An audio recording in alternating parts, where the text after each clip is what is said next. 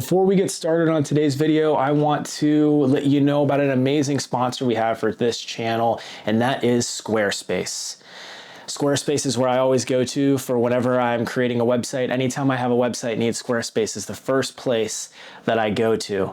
Thanks again to our sponsor, Squarespace, and I hope that you aren't gullible enough to know that today's video is not sponsored by Squarespace. Hey everyone, this is the first week of Matt is Reading. Like I said in the first video, I think that I'm going to be trying to do these week by week. It's going to keep me accountable to what I plan on reading in the next week, and then also keep me accountable to being able to, like I said, I want to be able to digest the books I'm reading and read a little bit more deeply, and not just read for pure entertainment, but be able to communicate what I'm reading and be able to work through the different themes and what I'm reading as well. So I got a couple books that I'm reading this week. The first one that I was reading is The Hero of Ages by Brandon Sanderson. This is book 3 of the Mistborn series, very popular series. And what got me into Brandon Sanderson, I think the first book that I had read by Sanderson was the 10th book of The Wheel of Time, which was Memory of Light, I want to say. And maybe that's the last one. Anyway, there's 10, 11, and 12 of the Wheel of Time series, or 11, 12, 13. Forget exactly how many are in the series now.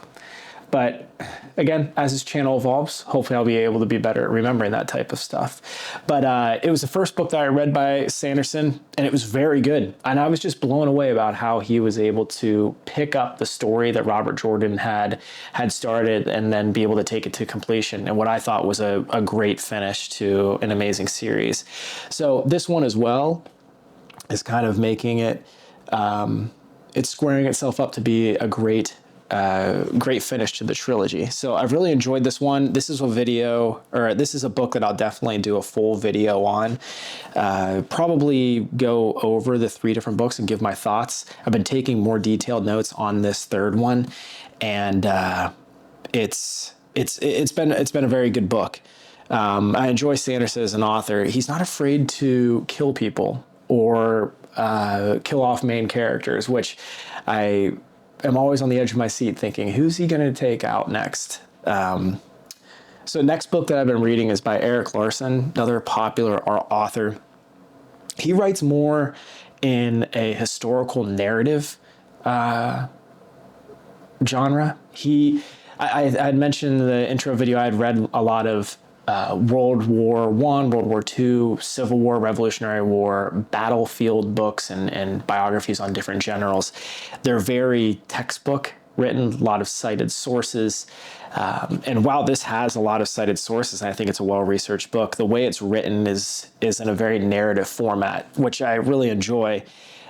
He's also written Devil in the White City, which I think will be one of the other I think that's one of his most popular books. The interesting thing about how this book is ending is I've got about 20 pages left, and it's really, the crescendo seems to be going into love relationship between 2 people, which I didn't expect at all. So I've enjoyed the book so far.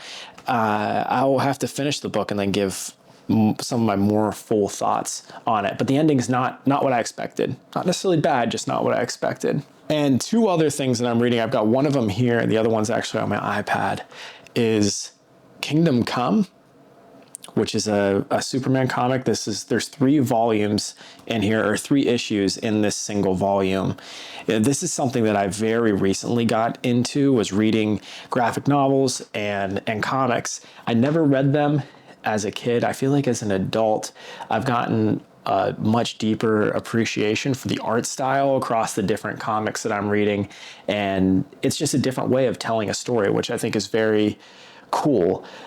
It's also nice to read a comic in the evening whenever I feel like I've mentally drained myself out on the day and I've looked at too many words. There's a lot less words in these and a lot more pictures, so it does a lot of the thinking for you. But then again, like I said, it's a time where you can appreciate the art that goes behind it, which I've enjoyed reading it. Another graphic novel or comic that I've been reading is I'm on book 3 of The Sandman. So it's book 3, the deluxe version. So it's put a bunch of different comics together.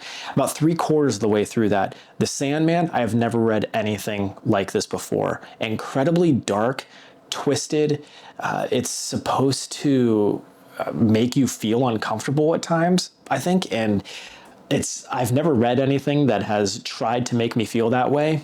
I'm kind of predisposed to squirm at things like that. I am like notorious for not being able to watch episodes of True Detective or any kind of true crime late at night because it keeps me up in the middle of the night. This is definitely a genre that I feel like I am having a slower time getting through because I don't just casually lay in bed at night and sift through the Sandman. It's a lot darker, so I have to get myself in the right mindset, the right mood to even read it. And a couple other things that I want to be able to do in the upcoming weeks is finish some books to give my brief thoughts on the books, my spoiler-free thoughts on books that I've finished, and then provide an update next week on what I plan on reading in the weeks coming ahead. I think that I'm going to be picking up Dune once I finish Mistborn. That'll be a reread for me. With the movie coming out, I think I'm going to try to get through the first book before I plan on seeing that in early March. So again, any suggestions of books that you have for me, go ahead, feel free to leave them in the comments.